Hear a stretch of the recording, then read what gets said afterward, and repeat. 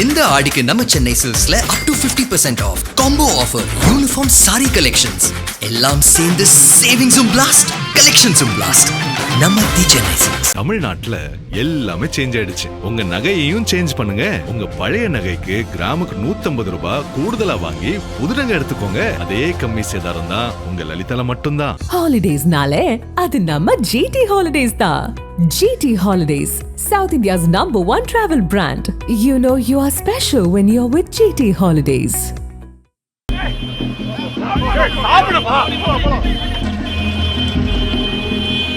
தமிழக எதிர்க்கட்சி தலைவரும் திமுக இளைஞரணி செயலாளருமான உதயநிதி ஸ்டாலின் தலைமையில் தாவேகா அரசை கண்டித்து தஞ்சாவூரில் கண்டன ஆர்ப்பாட்டம் 3ஆம் தேதியில் நடைபெற்றது. அப்போது உதயநிதி ஸ்டாலின் பேசுகையில் முதலமைச்சர் விஜய் மற்றும் நடிகை குறித்து தனிப்பட்ட முறையில் பேசியதாக குற்றச்சாட்டு எழுந்தது. இது தொடர்பாக பலரும் கண்டனங்களை தெரிவித்து வருகின்றனர்.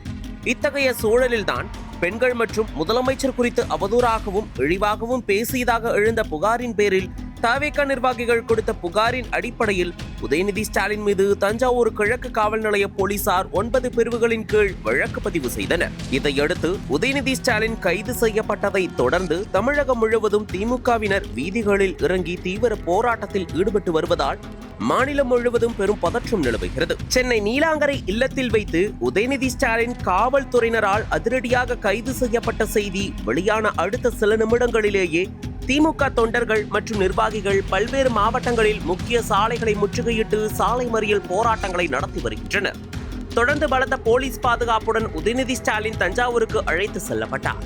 இந்நிலையில் இந்த வழக்கு நீதிமன்ற நீதிபதி GK இளந்திரையன் அமர்வில் விசாரணைக்கு வந்தது. அப்போது உதயநிதி தரப்பில் வாதிடுகையில் முதல்வர் குறித்தோ எந்த திரைத்துறையினர் குறித்தோ அவதூறு கருத்துக்களை தெரிவிக்கவில்லை, பெண்களிடம் கண்ணியத்தை குறைக்கும் வகையில் பேசவில்லை, அரசியல் காரணங்களுக்காக திரித்து பிரச்சாரம் செய்யப்படுகிறது, நாளை சட்டப்பேரவை கூடும் நிலையில் திட்டமிட்டு எதிர்க்கட்சி தலைவர் கைது செய்யப்பட்டிருக்கிறார் என தெரிவிக்கப்பட்டது. அரசு தரப்பு வழக்கறிஞர் விஜய் நாராயணன் உதயநிதியை காவலில் வைக்கும் எண்ணம் இல்லை, தஞ்சாவூர் அழைத்து செல்லப்படும் உதயநிதி விசாரணைக்கு பின் காவல் நிலைய ஜாமீனில் விடுவிக்கப்படுவார் என்று தெரிவித்தார். இருதரப்பு வாதங்களையும் கேட்ட நீதிபதி GK இளந்திரையன் இன்று இரவுக்குள் விசாரணையை முடித்து இன்றைக்குள் உதயநிதியை விடுவிக்க வேண்டும் என்று உத்தரவிட்டார். நீதிமன்றத்தில் வழக்கு விசாரணை நடந்து வந்தபோது உதயநிதி ஸ்டாலின் ஒலக்கூர் காவல் நிலையத்தில் தங்க வைக்கப்பட்டார். பின்னர் நீதிபதியின் உத்தரவை தொடர்ந்து மீண்டும் சாலை வழியாக தஞ்சாவூருக்கு உதயநிதி அழைத்து செல்லப்பட்டார். வழிநெடுக திமுக தொண்டர்களும் நிர்வாகிகளும் போராட்டம் நடத்தி வருகின்றனர். தஞ்சாவூர் கிழக்கு காவல் நிலையம் முன்பு ஏராளமான திமுகவினர் குவிந்துள்ளதால் பெரும் பதற்றமான சூழல் நிலவி வருகிறது. அதே சமயம் தஞ்சாவூர் முழுவதும் அசாதாரண சூழல் நிலவி வருவதால் தனியார் பள்ளிகளுக்கு விடுமுறை அறிவிக்கப்பட்டு மாணவர்கள் பாதுகாப்பாக வீட்டிற்கு அனுப்பி வைக்கப்பட்டுள்ளனர்.